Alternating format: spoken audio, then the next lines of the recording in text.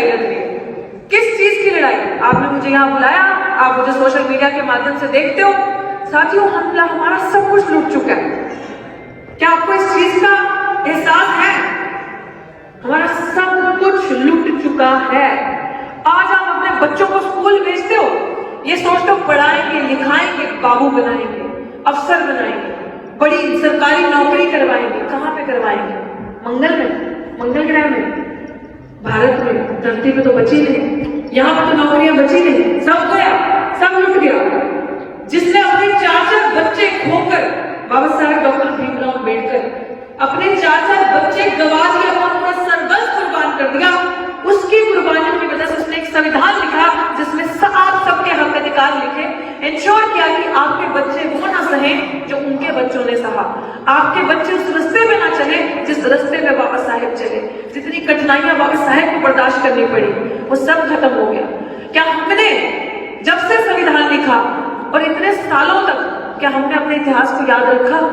क्या हमने देखा कि हमारे पास क्या कुछ बाबा साहेब देंगे, हमने क्या क्या बचाना है? देखा नहीं। हमसे चूक हुई, ये गलती हमने की है, इस गलती को मानना हम सबकी जिम्मेदारी है। ये गलती हमने की है, लेकिन गलती मानना और गलती को सुधारने वाला सबसे बड़ा होता है। तो क्या वक्त आया अपनी गलती सुधारने का? हाथ खड़ा करके बताएं, गलती सुधारने का वक्त आ गया या अभी भी बचा है? साथी चंद्रवान जी, मंच पे बैठे साथी, कुछ बचा है? सुधारनी है ना, तो दोनों हाथ खड़ा करके बताओ, गलती सुधारनी है तो गलती कैसे सुधारोगे? कैसे सुधारेंगे गलती? यहाँ बैठे, घरों में बैठे या सड़कों पे उतर के?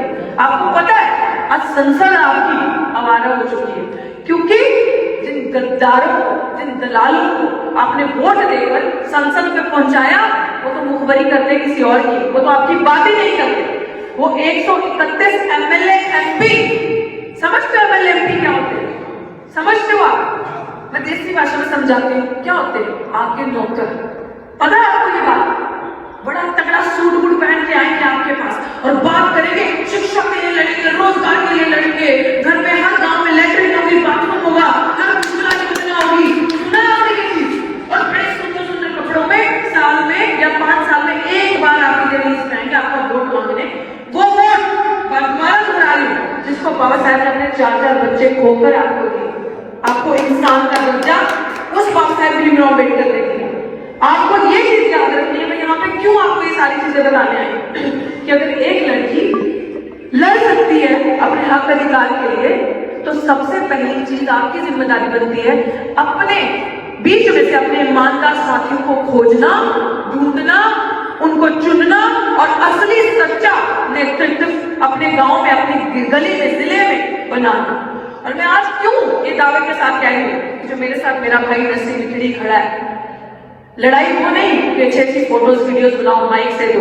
दिल्ली विश्वविद्यालय की लड़ाई क्या है? राजधानी में जो चिंगारी लगती है ना, वो मॉडल पूरे देश में जाता है, पूरे देश में वो मॉडल चलता है। इनको ये क्या करते हैं आपके बच्चों के साथ? ये आपके बच्चों को जाति के आधार पे, नस्ल के आधार पे, रंग के आधार पे इतना प्रताड़ित करेंगे, इतना प्रताड़ित करेंगे। और हमारा गुनाह पता क्या है? आज जो छुआछूत है ना, आज जो डिस्क्रिमिनेशन, जिसे कास्ट डिस्क्रिमिनेशन, जिसे जातिगत भेदभाव कहते हैं, वो आपको इतना गांव देहातों में नजर नहीं आएगा जितना शहरों में नजर आएगा। आज यहाँ से चल के वो जो जातिगत भेदभाव यूनिवर्सिटीज में पहुंच गया है, विश्वविद्यालयों में पहुंच गया है, कॉलेजेस में पहुंच गया। क्यों? क्योंकि जब आप अच्छे कपड़े पहनते हो ना, अच्छा सूट बूट पहनते हो, अच्छी भाषा बोलते हो, अंग्रेजी बोलते हो, अच्छा कपड़ा पहन के अच्छे मार्क्स मिलते हो, नंबर लाकर आपके अंदर दिमाग है, तो आप उस जातिगत भेदभाव का शिकार बन जाते हो। कौन कौन जानता है मेरे साथी रोहित वेमुला की कहानी? कौन कौन जानता है? जानते हो रोहित वेमुला को? जानते हैं? तो कल आज क्या तारीख है? 16, ठीक 17 जनवरी को मेरे भाई रोहित वेमुला का क्या हुआ था? इंस्टीट्यूशनल मर्डर, शैक्षणिक हत्या। उसको उस सिस्टम ने मार दिया था यूनिवर्सिटी में। क्यों? क्योंकि वो एक अच्छा स्टूडेंट था, एक अच्छा स्कॉलर था, वो पढ़ता था, वो बाबा साहेब भीमराव अम्बेडकर की बात करता था, सावित्रीबाई फुले शाहू जी महाराज की विचारधारा को घर पहुंचाने की बात करता था। और सबसे बड़ी बात, वो पखंडवाद से ऊपर था। वो पखंड जो आपको धर्मों की आग में झुंझोला जाता है, वो उन आग से ऊपर था, वो उस पखंड से ऊपर था।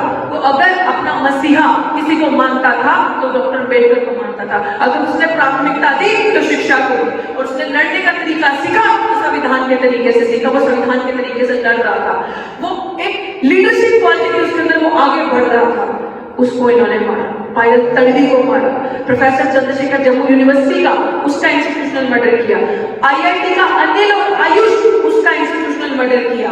पर उसके बाद हिस्ट्री का प्रोफेसर हिंदू कॉलेज में प्रोफेसर समरवीर की हत्या करी इन्होंने। ये क्या है? आपको पांव देहातों में बैठ के आसान लगता है, ये वो चीज है जब आपके अंदर कला है तो आपके अंदर की कला को कैसे खत्म करना है, पूरा मॉडल उनके पास तैयार है, पूरा मॉडल। आपको पता है कि आज जब आप इंटरव्यू दे रहे हैं जाते हो दिल्ली विश्वविद्यालय में तो क्या किया जाता है आपके साथ?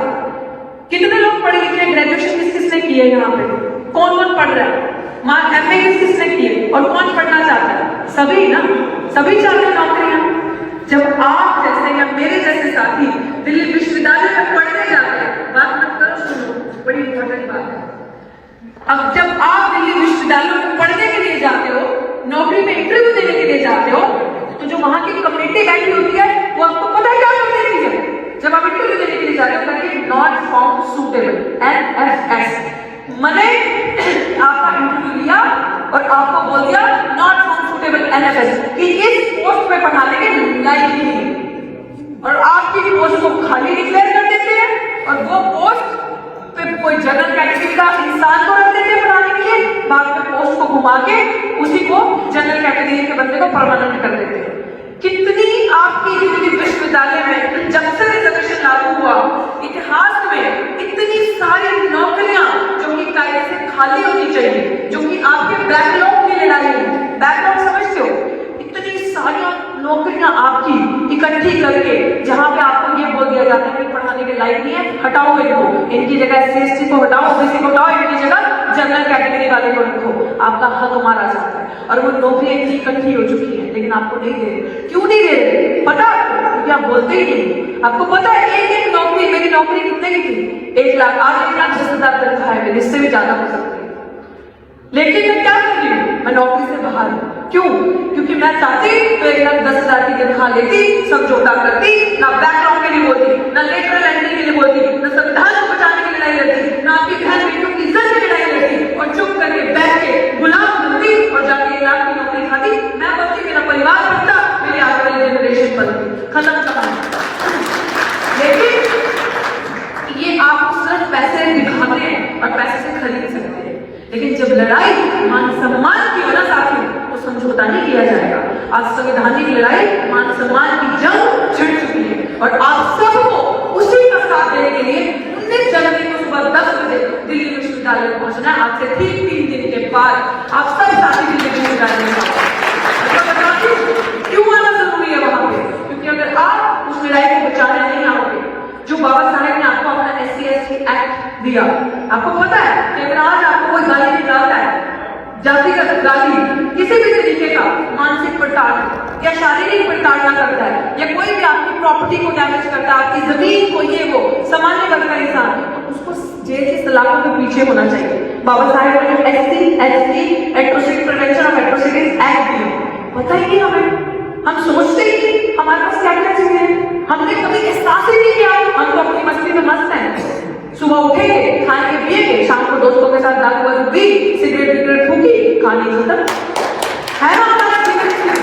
बाबा साहब ने इसलिए कहा था नशा मेरे समाज को बर्बाद करेगा। सबसे बड़ी चीज किसी भी तरीके का नशा, जरूरी नहीं दारू और सिगरेट का, नशा लत किसी भी चीज की आपको बर्बाद करेगा। और आपको पता ही सरकार क्या कर रही है, जानबूझकर आपको मुद्दों को जारी रखना।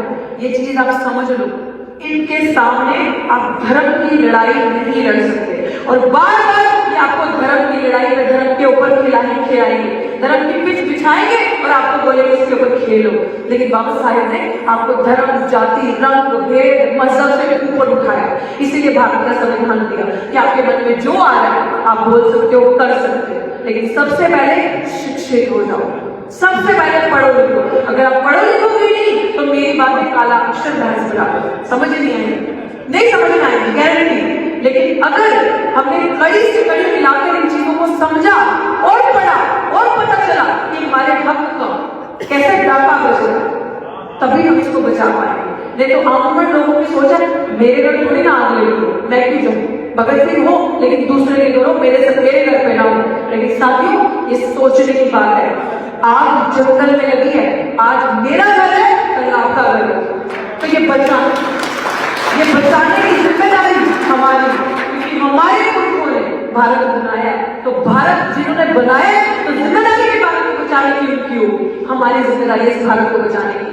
वो लोग क्या जानेंगे जिन्होंने भारत की गोलियां लगाई, जिन्होंने संविधान का विरोध किया, जिन्होंने बाबा साहेब भीमराव अम्बेडकर को खून के आंसू रुलाए, जो लोग बाबा साहेब भीमराव अम्बेडकर के अगेंस्ट खड़े हो गए जब उन्होंने आपके हक अधिकार की बात करी संविधान के अंदर, जब उन्होंने सेपरेट इलेक्टोरेट की बात करी आपके हक और अधिकार के लिए कि आपका अलग वोट होगा, दलित आदिवासी अपना नेतृत्व अपना नेता खुद का ढूंढेंगे, ये लोग अपने नेता को वोट देंगे, लेकिन हर चीज पे आपके हकों का डाका होगा। एक ईवीएम मशीन क्या है दिल्ली में सेंटर में कि ईवीएम से चुनाव हो गए पारित हो जाते हैं। आपको पता है ईवीएम क्या है? Electronic voting machine. जिस आपको पता है आपका वोट कहां जाता है? नहीं पता भी है, उन्हें क्या करना है, लेकिन जिस देश में ईवीएम बनी है जर्मनी में, वहीं पे ईवीएम बैन, वहीं पे पेपर बैलेट से चुनाव होते हैं, पर्ची से चुनाव होते हैं। और हम क्या करें, हमें क्या फर्क पड़ता है, हमने तो वोट दे दिया सूट बूट पहनने बाबू को, हमें क्या फर्क पड़ता है क्या हो रहा है, हमको वोट डालना पड़ता है। दिल्ली विश्वविद्यालय में या अन्य और बड़े विश्वविद्यालय में आपके बच्चे जा नहीं सकते, आपके बच्चे पढ़ नहीं सकते, क्योंकि उनके लिए तो आगे बैठे काटने वाले। सिर्फ और सिर्फ एक ही चीज हो सकती है, हम जब तक संगठित नहीं हुए, जो बाबा साहेब ने कहा था ऑर्गेनाइज, जब तक हम एक नहीं हुए तब तक हमारा विनाश ही विनाश है।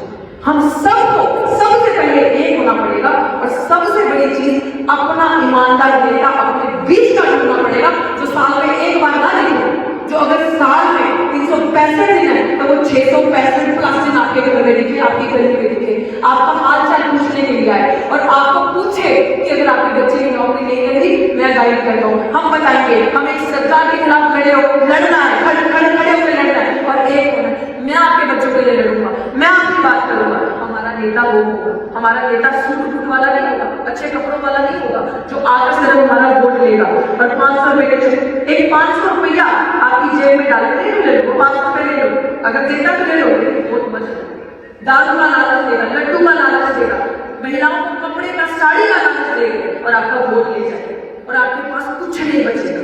और वो जो दर्द आज हम दिल्ली विश्वविद्यालय में बैठकर पिछले आज 43 दिनों के मेरे दर्द को मैं आपके पास क्यों चल के आया, क्योंकि मुझे लग रहा है कि राजस्थान मेरा दूसरा घर, इतना प्यारा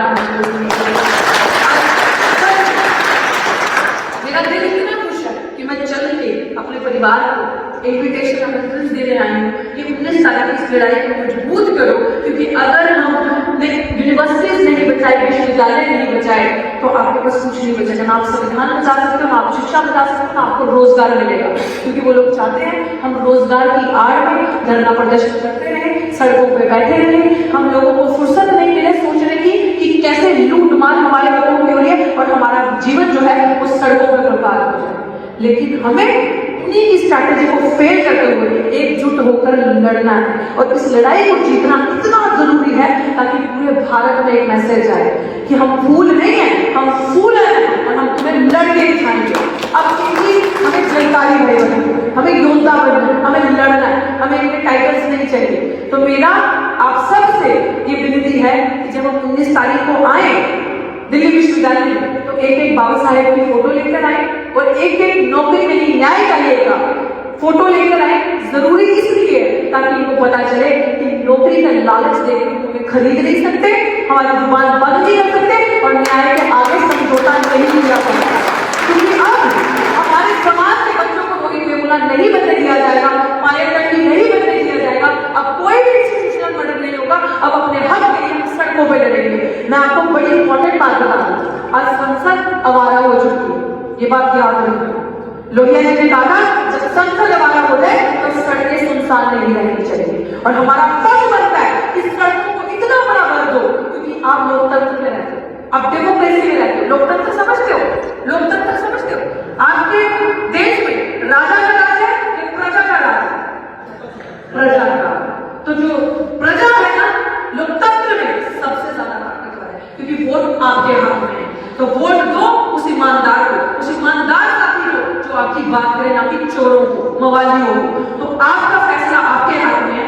जब आप आए, और अभी भी मेरी एक और आपसे विनती है कि आप अपना YouTube, जब भी ये वीडियो खत्म करें, आप अपना YouTube खोलें और वहां पर डॉक्टर अतुल सिंह को सर्च करके हैंडल को सब्सक्राइब करना जरूरी इसलिए है क्योंकि बड़ी सारी ऐसी इंपॉर्टेंट अपडेट्स मिस हो जाएंगी। आपको पता चलना चाहिए कि दिल्ली विश्वविद्यालय में और अनेकों विश्वविद्यालय में हम किस किस प्रकार की लड़ाई लड़ रहे हैं और कितनी मजबूती से। जब आपके तक हमारा मैसेज पहुंचेगा तो हमारे कंधे और हमारे टांगे और मजबूत होंगी, जब हमें आपका साथ मिलेगा जमीन से। तो मैं ज्यादा वक्त नहीं लूंगी क्योंकि मुझे वापस दिल्ली विश्वविद्यालय पहुंचना, बोला तो मुझे क्या था 1 घंटा बोलना, लेकिन मुझे लगता है कि शॉर्टकट में सारी बातें कह दी हैं। आप सबका प्यार भी मिला, भरोसा भी मिला, विश्वास भी मिला, और मुझे विश्वास है पूरा कि आप लोग दिल्ली विश्वविद्यालय आओगे, अपने बच्चों के यूनिवर्सिटीज, कॉलेजेस और भारत का संविधान बचाओगे। भारत का संविधान हम लोग मिटने नहीं देंगे, खत्म होने नहीं देंगे, क्योंकि इस देश में 2 ही वाद है, एक मनुवाद, दूसरा अंबेडकरवाद, और जीत होगी तो सिर्फ और सिर्फ अंबेडकरवाद की जीत होगी, मनुवाद का। तो मैं यही आपसे विनती करती हूँ कि 19 तारीख को मैं आपका इंतजार करूंगी। सुबह 10 बजे आप लोग सभी साथी भारी संख्या में पहुंचे और पूरे गांव में ये मैसेज लेके जाए, संदेश लेके जाए कि अब हम चल जा रहे हैं शिक्षा बचाने, आओ हमारे साथ चलो। संविधान बचाने निकले हैं, आओ हमारे साथ चलो। बहन बेटी का हक बचाने निकले हैं, आओ हमारे साथ चलो। भारत देश बचाने निकले हैं, आओ हमारे साथ चलो। बाबा साहेब के भारत सपनों का भारत बनाने निकले हैं, आओ हमारे साथ चलो। ये नारा बच्चे बच्चे की जुबान पे होना चाहिए कि अब अपने हकों के साथ कॉम्प्रोमाइज नहीं होगा। जय भीम, जय भारत, जय संविधान। बहुत